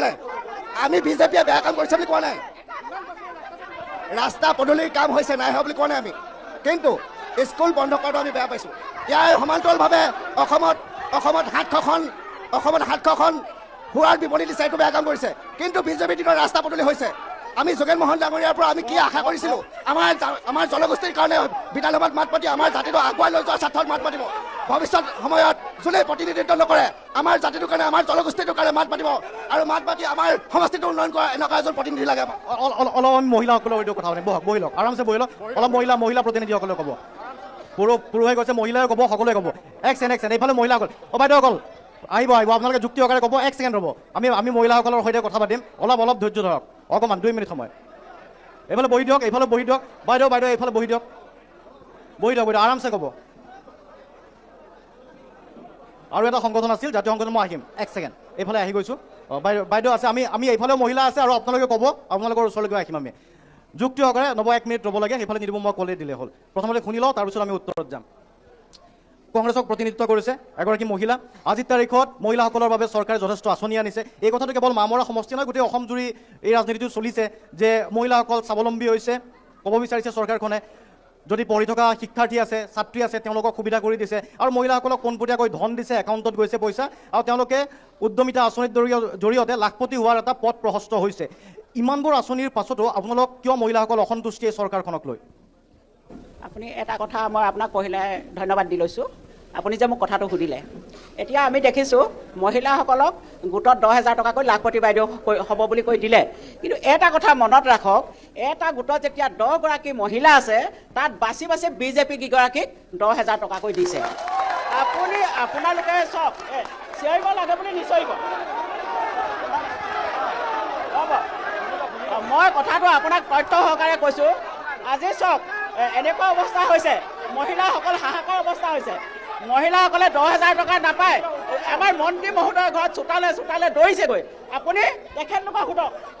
কিন্তু এটা কথা ঠিক, আজি যোগেন মোহন ডাঙৰীয়া ঘৰলৈ মহিলাসকল গাড়ী লৈ দৌৰিছে, 10,000 টকা আমাক লাগে। আৰু এটা কথা চাওক, 1200 টকা আঁচনি দিছে মহিলাসকলক। মই এটা কথা আমাৰ মহিলা বাইদেউসকলক সুধিব বিচাৰিছোঁ, 1200 টকা আমাক দিছে, কিন্তু আমাৰ পৰা তেওঁলোকে দৈনিক GST নামত কিমান টকা লুটি লৈ গৈছে। কিন্তু মহিলাসকলক তেওঁলোকে ফূৰ্তি কৰিছে। ঠিক আছে, এতিয়া কওক বাইদেউ কওক। প্ৰথমতে আপোনালোকক আমি ধন্যবাদ জ্ঞাপন কৰিছোঁ। আমাৰ যি 10,000 টকাৰ কথা কৈছে, তেখেতৰ এইটো ভুল ধাৰণা। আমাৰ কোনো কংগ্ৰেছ, বিজেপি, AGP বুলি কোনো মানুহৰ লগত কথা নাই। আৰু আমাৰ সকলোকে কৈছে, আপোনালোকৰ উদাহৰণ দিয়ক। আপোনালোকৰ কংগ্ৰেছী মানুহক ৰিলছ বনাই চাগে, আমি কংগ্ৰেছৰ বুলি। আপোনাৰ ল'ৰা ছোৱালী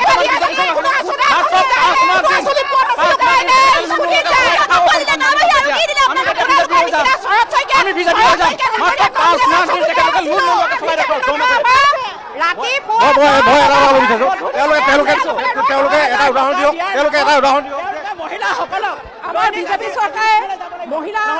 আমাৰ বিজেপি চৰকাৰখনে কোনো কংগ্ৰেছ বা দুখীয়া ধনী এইখিনি বিচাৰ নকৰে।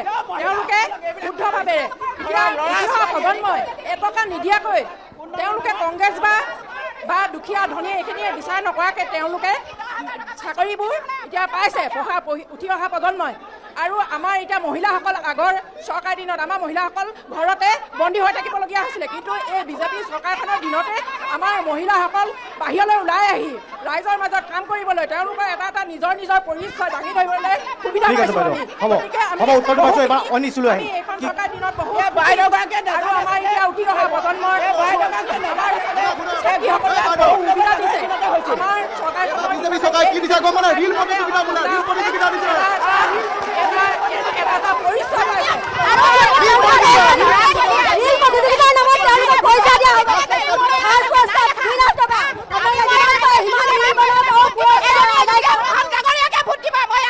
ঠিক আছে বাইদেউ, হ'ব, হৈছে উত্তৰ হৈছে পালো, উত্তৰ পালো।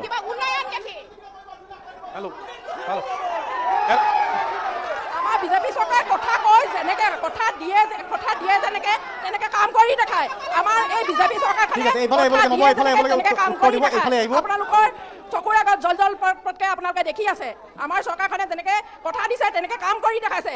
এতিয়া আমাৰ নিবনুৱা উঠি অহা প্ৰজন্মক চাকৰি দিছে, বহুখিনি সংস্থাপন দিছে। মহিলাসকলকো আমাৰ সংস্থাপন, মহিলাসকলৰ নিজৰ পৰিচয় দাঙি ধৰিবলৈ পাইছোঁ। আমি এইখিনি বহুত সুখী হৈছোঁ। ঠিক আছে বাইদেউ, হ'ব। হ'ব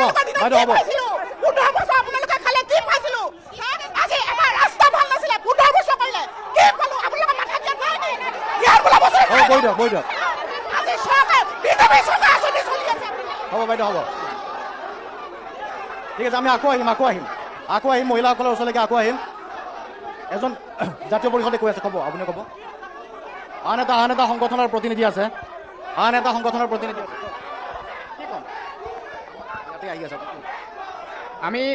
আমি প্ৰথমতে যিহেতু আমাকো ইয়াত নিমন্ত্ৰণ দিয়া হৈছিল যে আজি বিগত 10টা বছৰত মাননীয় যোগেন মোহন ডাঙৰীয়াৰ লগতে মামৰা সমষ্টিৰ বিষয়ে ক'বৰ কাৰণে আমাকো নিমন্ত্ৰণ দিয়া হৈছে। আমি প্ৰথমতে কংগ্ৰেছ আৰু বিজেপি দুইটা উভয় দলকে আমি অকণমান শান্ত হ'বৰ কাৰণে অনুৰোধ জনাইছোঁ। দুইটা দলকে আমি শান্ত হ'বৰ কাৰণে অনুৰোধ জনাইছোঁ। আমি যিহেতু আমি টাই আহোম ছাত্ৰ সন্থাৰ প্ৰতিনিধি, আমি টাই আহোম ছাত্ৰ সন্থাৰ প্ৰতিনিধি আৰু আমি টাই আহোম ছাত্ৰ সন্থাৰ প্ৰতিনিধি হিচাপে আমি প্ৰথমতে এটা কথা ক'ম, যিহেতু আমি সুদীৰ্ঘ দিন যে 36টা বসন্ত আমি সদৌ টাই আহোম ছাত্ৰ সন্থাই টাই আহোম জনগোষ্ঠীটোক আমি জনজাতিকৰণক আমি আন্দোলন কৰি আহিছিলোঁ। বৰ্তমান শেহতীয়াকৈ এইখন চৰকাৰে বিজেপি চৰকাৰখনে টাই আহোম জনগোষ্ঠীক জনজাতিকৰণ কৰিম বুলি যি STV নামৰ যিদৰে ভেকু ভাওনা কৰিলে, এইটো চূড়ান্ত পৰ্যায়ত টাই আহোম জনগোষ্ঠীক প্ৰতাৰণা কৰিছে। এইটো তাৰ কাৰণে আমি বেয়া পাইছোঁ, প্ৰথম কথা। দ্বিতীয় কথাটো হ'ল কি, আমি এইখন চৰকাৰৰ পৰা ভাবিছিলোঁ যে আমি ঐতিহ্যমণ্ডিত চৰাইদেউ জিলা, চৰাইদেউ মৈদাম ক্ষেত্ৰক অন্তৰ্গত চৰাইদেউ মৈদাম ক্ষেত্ৰক লৈ পিনে আমাৰ এইখন চৰাইদেউ জিলা হৈছিল। আৰু সেই চৰাইদেউ জিলাখন বৰ্তমান চৰাইদেউ জিলাৰ আপোনাৰ মৈদামস্থলীকেইটা যিটা মৈদামস্থলী আছে, সেই মৈদামস্থলী বৰ্তমানলৈকে আমাৰ চৰাইদেউ জিলা সীমাত সোমোৱা নাই। তাৰ কাৰণে আমি টাই আহোম ছাত্ৰ সন্থাকে আদি কৰি আমাৰ চৰাইদেউ জিলা জাতীয় জনগোষ্ঠীয় সংঘতে আমি চৰাইদেউ জিলা বন্ধ পৰ্যন্ত কৰিছিলোঁ। আৰু আপোনালোকে যদি জানে, যদি ইয়াৰ প্ৰমাণ বিচাৰে, যদি আপুনি অভয়পুৰ থানাত এতিয়াও আমাৰ চৰাইদেউ জিলা জাতীয় জনগোষ্ঠীয় সংঘত আমাৰ একোখন কেছ ৰেজিষ্টাৰ হৈ আছে চৰাইদেউ জিলাৰ ভিতৰত চৰাইদেউ মৈদাম ক্ষেত্ৰ হ'বৰ কাৰণে। এইটো পৰ্যন্ত আমি বন্ধ দিয়া পৰ্যন্ত আজিলৈকে নহ'ল। আৰু সমান্তৰালকৈ আমি চাব গ'লে চৰাইদেউক আজি বিশ্ব দৰবাৰত প্ৰতিষ্ঠা কৰিছে এইখন চৰকাৰ, সেইটো শলাগিবলগীয়া কথা। আজি চৰাইদেউক আজি বিশ্ব ঐতিহ্য ক্ষেত্ৰত ৰূপান্তৰিত কৰিলে, সেইটো আমাৰ সুদীৰ্ঘ দিনৰ দাবী আছিলে। আমি এটা কথা কৈছোঁ যে আমি কেৱল মাত্ৰ বিৰোধ কৰিব লাগিব কাৰণে বা উন্নয়ন কৰি কিবা কথা ক'বৰ কাৰণে কোৱা নাই, যিটো হৈছে আমি ক'ব লাগিব। সাধাৰণতে আমি যাওঁ বিগত 10টা বছৰত যোগেন মোহন ডাঙৰীয়াই মাহমৰা সমষ্টি মানুহৰ আৱেগেৰে তেখেতে দিছপুৰলৈ গৈছিল। আৰু তেখেতে 10টা বছৰত যোগেন মোহন ডাঙৰীয়াৰ সমষ্টিটোৰ কাৰণে কিমান কি কৰিলে, সমষ্টিটোৰ মানুহৰ আশা আকাংক্ষা কেনেদৰে পূৰণ কৰিলে, এয়া ৰাইজৰ নখ দৰ্পণত আছে। ইয়াৰ মূল্যাংকন নিশ্চিতভাৱে ৰাইজে কৰিব। আমি যদি আহোমৰ প্ৰতিনিধি হিচাপে তেখেতে মন্ত্ৰী সভাতো আছে, গতিকে কিমান জনগোষ্ঠীটোৰ আশা আকাংক্ষা পূৰণ কৰাত তেখেতৰ ভূমিকা আছিল নে নাছিল, আপোনালোকে মন কৰি আছিল নে জনগোষ্ঠীয় সংগঠন হিচাপে? আমি জনগোষ্ঠীয় সংগঠন যোগেন মোহন ডাঙৰীয়াক আমি প্ৰত্যক্ষভাৱে তেখেতক কৈছোঁ যে যিহেতু আপুনি আহোম জনগোষ্ঠীয় প্ৰতিনিধি এজন মন্ত্ৰী, আপোনাৰ নৈতিক দায়িত্ব আৰু প্ৰাথমিক দায়িত্ব থাকিব লাগিব জনগোষ্ঠীটো বিভিন্ন ক্ষেত্ৰত উন্নয়নৰ কাৰণে। আমি দেখিছোঁ শেহতীয়াকৈ যোগেন মোহন ডাঙৰীয়া কিছু ক্ষেত্ৰত জনগোষ্ঠীটোৰ কাৰণে কাম কৰিবলগীয়াখিনি থাকিলে। আমি দেখিছোঁ জনগোষ্ঠীয় এই আহোম জনগোষ্ঠীৰ মানুহখিনিৰ বসতিস্থলবিলাকত বিশেষকৈ আমি স্বাস্থ্য খণ্ডত তেখেতক কৰিবলগীয়া কিছু ক্ষেত্ৰত থাকিলে, আৰু কিছু ক্ষেত্ৰত আপোনাৰ শিক্ষা দিশতো কৰিবলগীয়া কিছু থাকিলে। মই ভাবোঁ যে এই কথাবিলাকে ৰাইজে নিশ্চিতভাৱে অনাগত বিধানসভা নিৰ্বাচনী কথাখিনি ক'ব। আৰু আমি এটা কথা ক'ব বিচাৰিছোঁ, সামগ্ৰিকভাৱে গতিকে চৰকাৰৰ এটা কথা ক'ব বিচাৰিছোঁ। বৰ্তমান মই চাওক, অসমৰ দৰে উৰ্বৰা ভূমিখণ্ডত অসমৰ মানুহে ফ্ৰী চাউল কেতিয়াও নিবিচাৰে, ক'ৰবাত যদি কেতিয়াও বিচাৰে এই ফ্ৰী চাউল কেতিয়াও নিবিচাৰে। আমি কৈছোঁ যে অসমৰ ল'ৰা ছোৱালীখিনিক পৰম্পৰাগত শিক্ষা ব্যৱস্থাৰ লগতে কাৰিকৰী শিক্ষা ব্যৱস্থা উন্নীত কৰক, যাতে এই ল'ৰা ছোৱালীখিনিয়ে কালিলৈ আজি যদি আপুনি শেহতীয়াকৈ চাই, আজি হয় মেধাভিত্তিত চাকৰি পাইছে, নিকা ভিত্তিত চাকৰিকেইটা পাইছে, এইটো ভাল কথা। কিন্তু আমি এই কথা ক'ব লাগিব, শেহতীয়াকৈ যদি 12,600টা পোষ্ট যেতিয়া ওলাইছিলে, তাত 32 লাখ মানুহে এটা পোষ্টত 250টাতকৈ অধিক লোকে আবেদন কৰিছে। ই নিশ্চিতভাৱে অসমৰ ভয়াৱহ এটা সমস্যা। আমি সেইকাৰণে শিক্ষা পদ্ধতিটো সলনি কৰিবৰ কাৰণে চৰকাৰক ধন্যবাদ। মই আহিম, আপুনি কৈ আছে, আপোনাৰ ওচৰলৈকে আহিম। আহোম জনগোষ্ঠীটোৰ কথা কৈছে, উজনি অসমৰ ৰাজনীতি বহু পৰিমাণে আহোম জনগোষ্ঠীৰ ভোটাৰৰ ওপৰত নিৰ্ভৰ কৰে। মই এটা কথা জানিব বিচাৰিছোঁ, আহোম জনগোষ্ঠীটোৰ কাৰণে ঠিক আছে মন্ত্ৰীগৰাকীও যোগেন মোহন ডাঙৰীয়া আহোম জনগোষ্ঠীক প্ৰতিনিধিত্ব কৰিছে, মন্ত্ৰী সভাত স্থান পোৱা তেখেতগৰাকী মন্ত্ৰী। এই জনগোষ্ঠীটোৰ কাৰণে চৰকাৰখনে চিন্তা কৰিছে নে কৰা নাই? পোনপটীয়াকৈ কথা এইবাবে সোধা হৈছে যে গৌৰৱ গগৈ অপজিশ্যনত আছে, অপজিশ্যন বিৰোধী দল এতিয়া APCCৰ তেখেত সভাপতি, মুখ্যমন্ত্ৰী পদৰ প্ৰাৰ্থী হিচাপে তেখেতক প্ৰক্ষেপ কৰিছে আহোম জনগোষ্ঠীৰ এগৰাকী প্ৰতিনিধি। গতিকে ক'ৰবাত ভাবে নেকি যে আহোম জনগোষ্ঠীৰ প্ৰতিনিধি এগৰাকীয়ে সমস্যা সমাধান কৰিব? বিজেপি চৰকাৰখনৰ মুখ্যমন্ত্ৰীগৰাকীয়ে আহোম জনগোষ্ঠীটোৰ কথা চিন্তা কৰা নাই, তেনেকুৱা ধৰণৰ কথা আহোম জনগোষ্ঠীটোৰ মনত সোমায় নেকি? দাদা বৰ ধুনীয়া প্ৰশ্ন কৰিছে আপুনি। কথা হ'ল কি, মাহমৰা সমষ্টিত আহিছে আছাম লাইভ, যিহেতু মাহমৰা সমষ্টিৰ পৰা মই কথাখিনি আৰম্ভ কৰিব বিচাৰিছোঁ। আজিৰ তাৰিখত যোগেন মোহনৰ বিকল্প মাহমৰা সমষ্টিত নাই, প্ৰথম কথা। কাৰণ আজি কংগ্ৰেছৰ দলৰ ফালৰ পৰা ডিক্লেয়াৰ দিছে যে এই সমষ্টিত তেখেতসকলৰ কাম নাই, জাতীয় পৰিষদক গতাই দিছে। গতিকে আগন্তুক দিনত জাতীয় পৰিষদক কিমান পাৰিব নোৱাৰিব তেখেতসকলে নিজে গম পাইছে। আজি ৰাইজে যিমান ইয়াত উপস্থিত থাকিলেও চবৰে অনুভৱ আছে যে যোগেন মোহনক পৰাভূত কৰিবলৈ মাহমৰা সমষ্টিত সহজ নহয়। আৰু ইয়াৰ কাৰণ এটাই হৈছে উন্নয়ন, বিকাশ আৰু সমষ্টিত মানুহৰ লগত একাকাৰ হৈ কাম কৰি আছে। কঠিন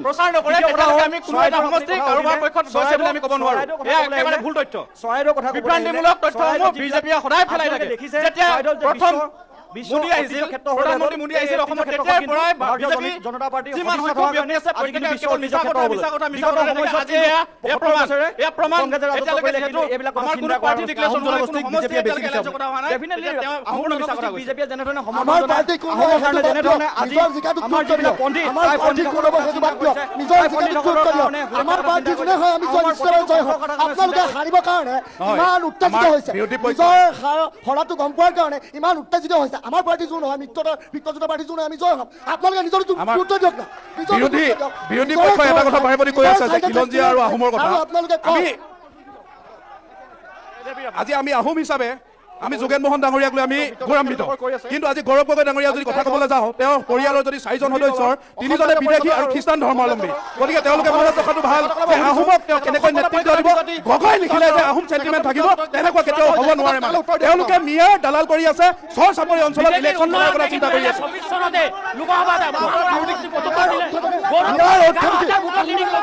মিয়াৰ নামত পাত্ৰ ৰাজনীতি কৰিব পাৰিব, তাত তেওঁলোকে অসমৰ উন্নয়নৰ কথা ক'ব নোৱাৰে।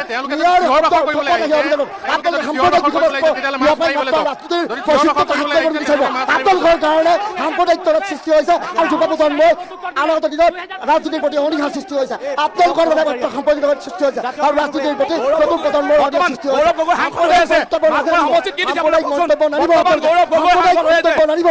গৌৰৱ গগৈ কি দিছে বৰ্তমান? গৌৰৱ গগৈ আমাৰ যোৰহাট সমষ্টিৰ সাংসদ, তেখেতে আমাক কি দিছে?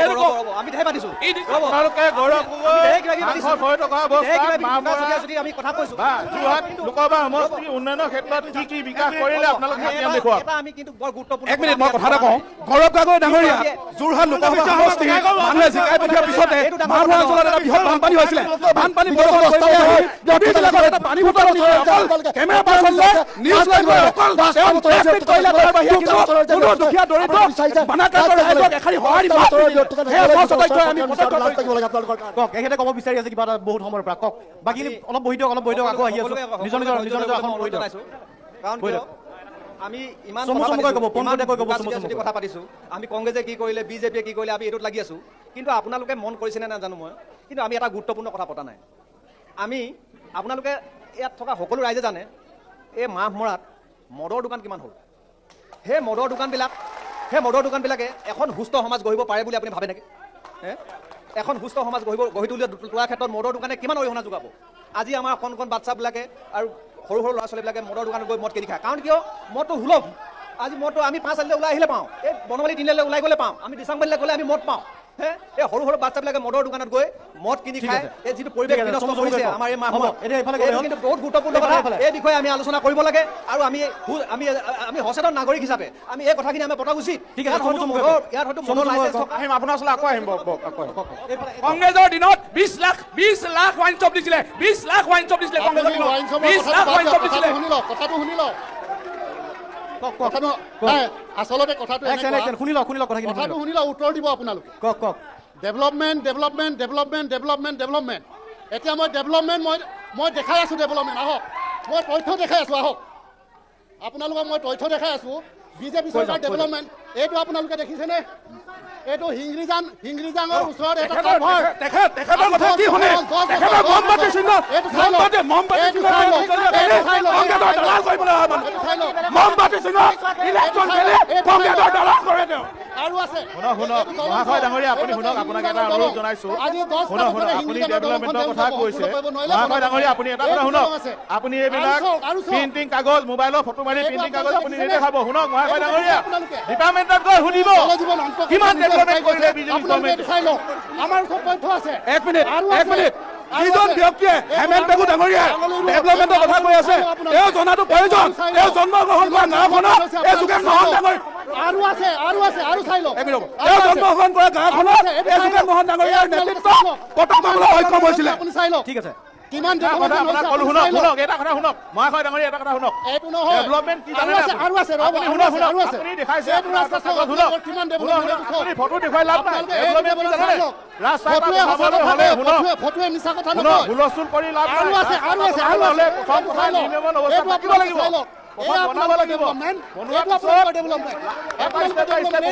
ডেভেলপমেণ্ট হ'ব, যিহেতু কাৰ্যকৰী কামবিলাক কৰি আছে। শুনক, চমুকৈ কওক, সকলোৱে চমুকৈ ক'ব। দাদা চমুকৈ সকলোৱে ক'ব লাগিব। আৰু এজন যুৱকে ক'ব বিচাৰিছিলে, এজন যুৱ প্ৰজন্মৰ প্ৰতিনিধি। অলপ চাইডত। ঠিক আছে, এগৰাকী নহয়, সকলোৱে কৈ আছে। অলপ যুৱ ভোটাৰৰ ওচৰলৈকে আহিছোঁ, তাৰ পাছত ক'ব। এইফালে যুৱ ভোটাৰ আছে, আপোনালোকৰ ওচৰতো আহিম। এগৰাকী যুৱ ভোটাৰ হিচাপে বিৰোধীৰ যথেষ্ট সংখ্যক যুৱ ভোটাৰো আছে। তেওঁলোকেও কৈছে যে আমি যিমানখিনি উন্নয়ন দেখিবলৈ পাইছিলোঁ বা বিচাৰিছিলোঁ তেনেকুৱা উন্নয়ন হোৱা নাই। এগৰাকী যুৱ প্ৰজন্মৰ ভোটাৰ হিচাপে ৰাজনৈতিক দলত হয়তো আছে আপুনি, ৰাজনৈতিক বিজেপি দলতে আছে। ঠিক আছে, বিজেপি দলত যুৱ ভোটাৰৰ ইয়াতে উৎসাহটো কি, কিয়? নিশ্চিতভাৱে শান্তনু দা, আপোনাক ধন্যবাদ জ্ঞাপন কৰিছোঁ।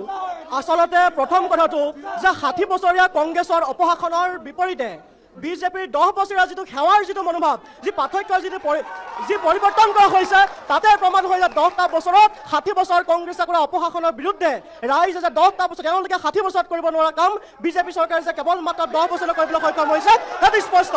দ্বিতীয় কথা শান্তনু দা, যিগৰাকী শান্তনু দা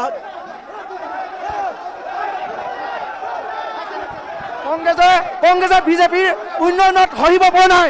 কংগ্ৰেছে লেতেৰা ৰাজনীতি কৰি দুখীয়া জনসাধাৰণক লুটি-পুটি কৰিছিল।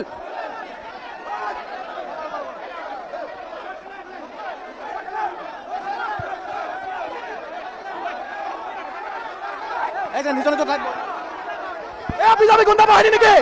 বিজেপিৰ সংস্কাৰ, বিজেপি গুণ্ডা বাহিনী, হৈছে আমাৰ বিজেপিৰ সংস্কাৰ। দেখক ঠেলি হাঁচি মাৰপিট কৰিব আহিছে। শাসক দলৰ গুণ্ডা বাহিনী। 60 বছৰ বিজেপিৰ সংস্কাৰ, বিজেপি গুণ্ডা বাহিনী। চাওক এইবোৰ বিজেপি সংস্কাৰ,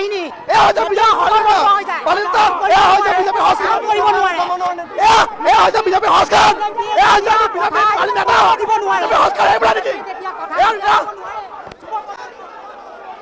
এক ছেকেণ্ড বহি লওক আৰামছে।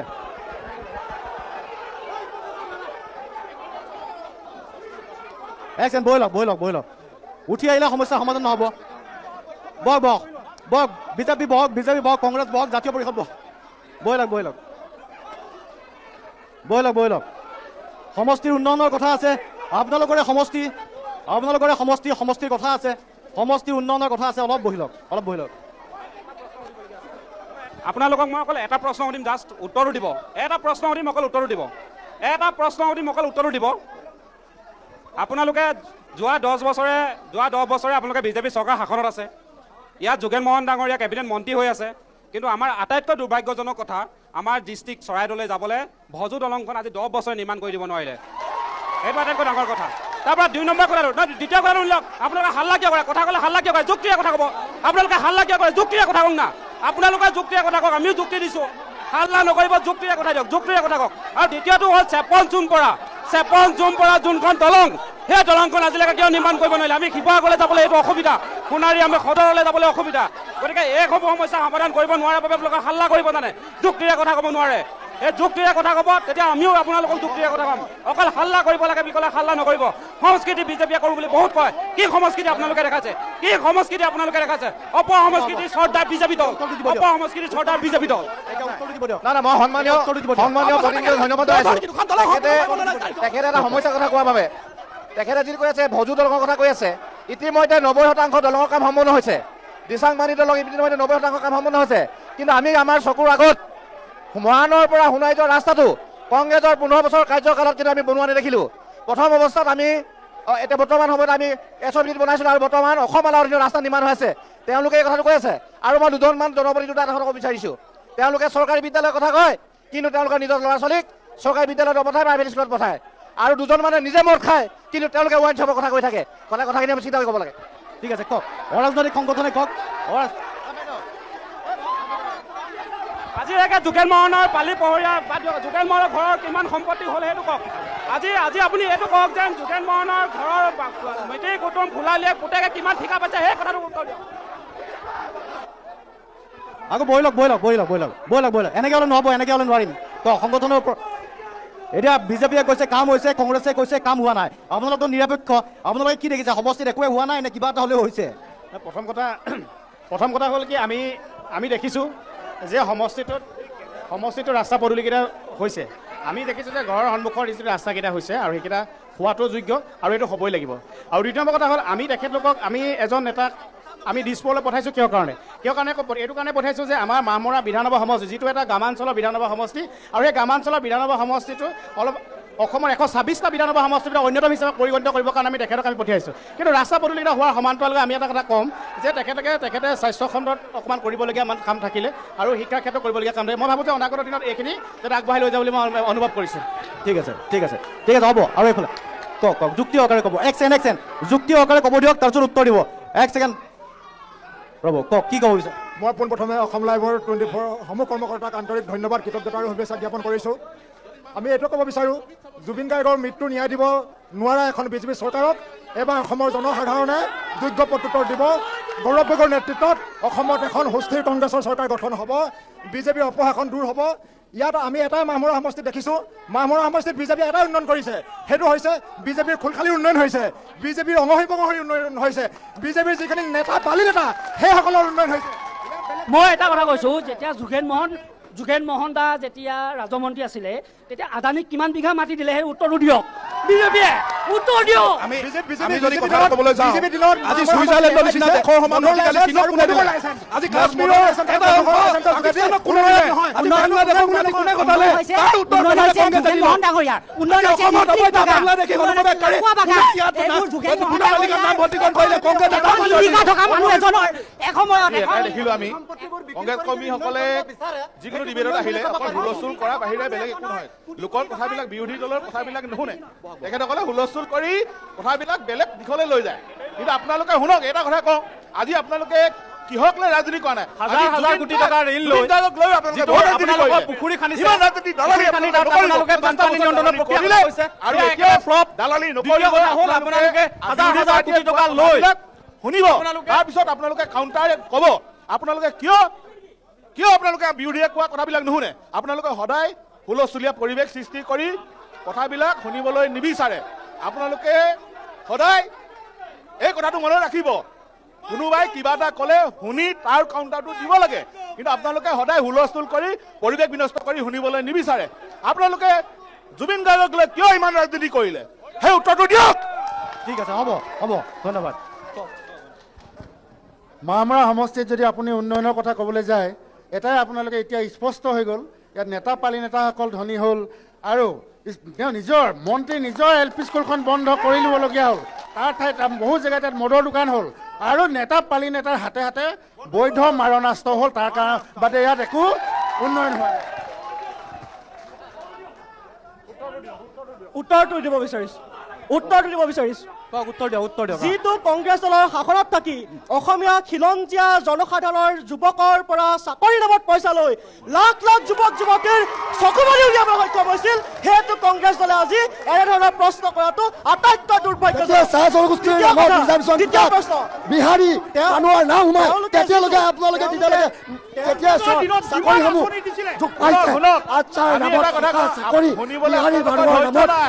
আপোনালোকৰ দিনত কি ৰাজনীতি কৰিলে জানে নাই? আপোনালোকৰ দিনত অকল সূতা কম্বলৰ ৰাজনীতি কৰিলে, ডেভেলপমেণ্ট জিৰ' আৰু গোটেই কাজিৰঙা গড় মাৰি শেষ কৰিলে। কংগ্ৰেছ বা বিজেপি বা দুখীয়া ধনী এইবোৰ বিচাৰ কৰা নাই।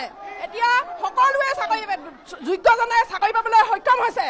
আমাৰ উঠি অহা প্ৰজন্মই কংগ্ৰেছে যে অধিক বিচাৰ কথা কয় ইয়াতে প্ৰমাণ। ভজু দলংখন 10 বছৰ হ'ল বুলি ক'লে, কিন্তু 5 বছৰ হোৱা নাই আজিলৈকে, কিন্তু আৰু এমাহৰ পাছত কিন্তু দলংখন দিনত নিবনুৱাক যেতিয়া কি কল্পতৰু আঁচনি দিয়ে, হিতাধিকাৰীয়ে মাত্ৰ 5,000হে পায়, মাজতে গোটেই গালে খায়। কংগ্ৰেছ কওক। চাওক, আজি তেওঁলোকে বিজেপিয়ে আজি চিঞৰি আছে উন্নয়নৰ কথা, কিন্তু আমি উন্নয়ন বুলি ক'লে তেওঁলোকৰ পকেটৰ উন্নয়ন হৈছে, সেইটো ঠিক, তেওঁলোকৰ কৰ্মীসকলৰ উন্নয়ন হৈছে, কিন্তু তেওঁলোকে আচলতে প্ৰকৃত যি হিতাধিকাৰী তেওঁলোকৰ হৈ কি কৰিছে সেয়া লাগে। কাৰণ কিয়নো আজি যিকোনো স্কিমত আজি প্ৰকৃত হিতাধিকাৰীয়ে পোৱা নাই, তেওঁলোকে হিতাধিকাৰীৰ নামত তেওঁলোকে মাত্ৰ তেওঁলোকৰ চিম্বলটো ব্যৱহাৰ কৰিছে। আনকি যদিহে তেওঁলোকে মন কিবা শুনিবলৈ নাযায়, তেওঁলোকে আঁচনি বণ্টন কৰে আৰু লগতে আজি 1250 টকা তেওঁলোকৰ নিজৰ বিগত দিনৰ অভিজ্ঞতাৰ পৰা কথাখিনি কৈ আছে। কিন্তু ভাৰতীয় জনতা পাৰ্টীৰ এটা উদ্দেশ্য মন্ত্ৰীৰ পত্নীয়ে আজি কোটি কোটি লাখ লাখ টকাৰ ৰাজ সাহায্য পাইছে। আচলতে এই ৰাজ সাহায্য ভাৰতীয় জনতা পাৰ্টীটো কৰা নাই। কথাটো হ'ল কি এটা মূল বিষয় আপোনালোকে মনত ৰাখক। আপোনালোকে বাৰে বাৰে প্ৰশ্ন কৰি আছে যে আহোমৰ ব্যক্তি হিচাপে গৌৰৱ কৰি আপোনালোকে মুখ্যমন্ত্ৰী হিচাপে বিচাৰে নেকি?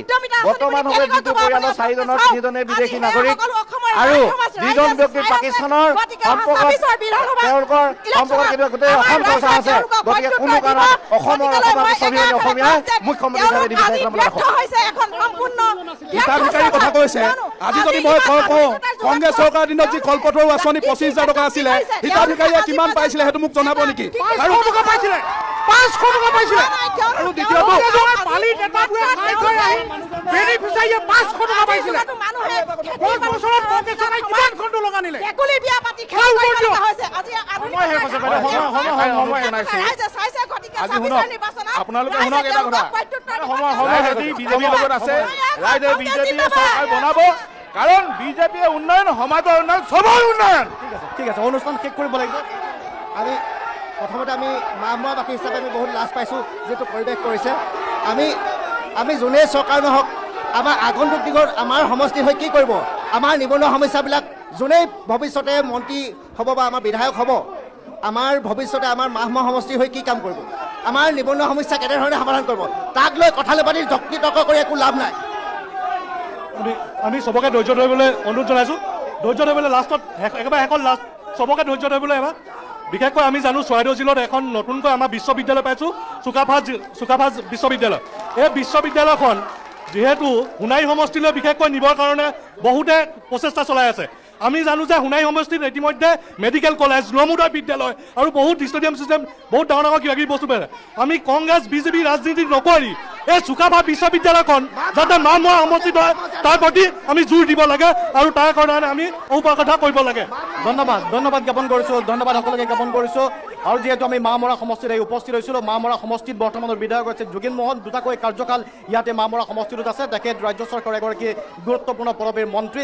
গতিকে মন্ত্ৰীগৰাকীয়ে মাহমৰা সমষ্টিত শাসক বিৰোধী পক্ষৰ ভাষ্য আপোনালোকে শুনিবলৈ পালে, অৰাজনৈতিক সংগঠনৰ ভাষ্য আপোনালোকে শুনিবলৈ পাইছে।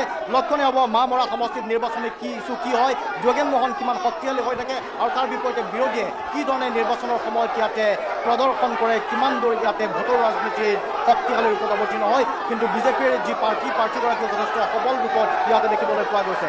আজিৰ বেটল অফ 26 ৰণাংগনৰ পৰা শান্তনু মহন্তই বিদায় লৈছোঁ। ধন্যবাদ।